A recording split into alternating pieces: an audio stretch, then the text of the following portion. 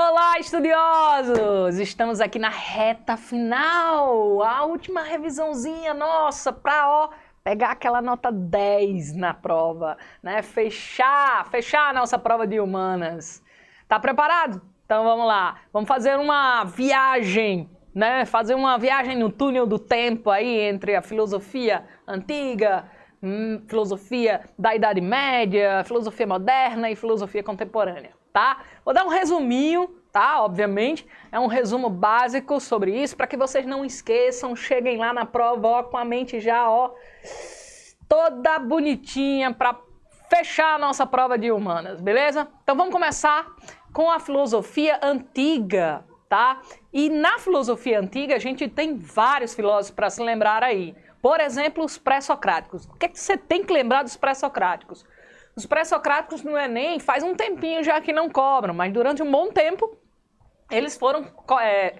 era um assunto que era bastante cobrado no Enem, né? Faz uns 3 ou 4 anos que sumiu, mas pode aparecer. Então o que é que a gente tem que lembrar dos pré-socráticos?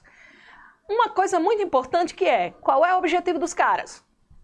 O objetivo dos caras é encontrar uma resposta para o surgimento do universo, para o surgimento desse cosmo. De onde veio esse cosmo? Lembrando que eles são os primeiros pensadores, os primeiros caras a pensar, a dar respostas não mais numa fantasia, não mais numa mitologia, mas sim de uma forma mais racional, por mais que para a gente não seja tão racional.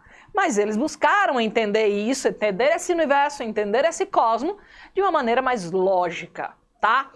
Começando por aí, dizer que a ideia do princípio da cosmologia, do princípio desse universo, que eles chamam de arqué.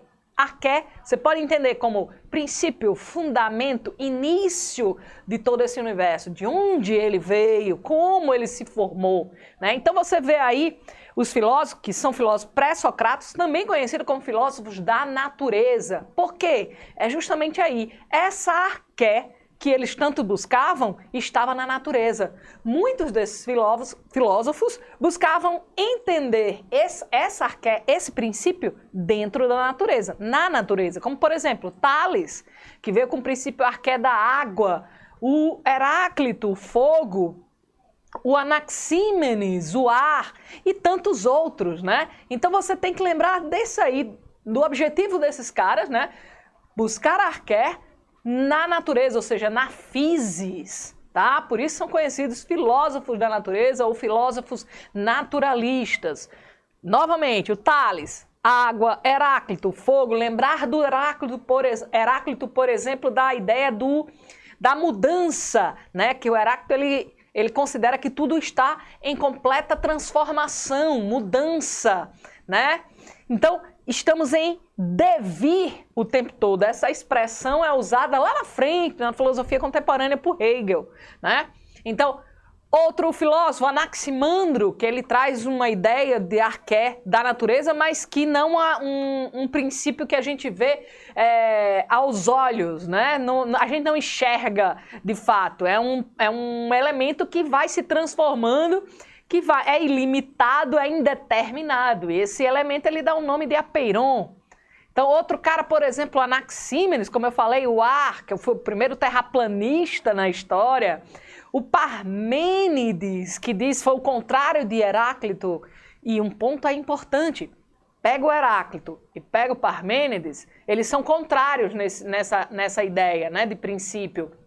Um dizia que tudo muda, que é o Heráclito, e um dizia que nada modifica, tudo permanece. E essa ideia, esse contraste desses dois, foi justamente o princípio da ideia de Platão lá na frente, que é a teoria das ideias, ou a teoria dos mundos, né? Que a gente vai explicar daqui a pouco. Então, fica ligado nos pré-socráticos, no objetivo dele, a arqué, dentro da physis, por isso que são chamados cosmologistas. A ideia de buscar o princípio do universo através da razão. Beleza? Se liguem!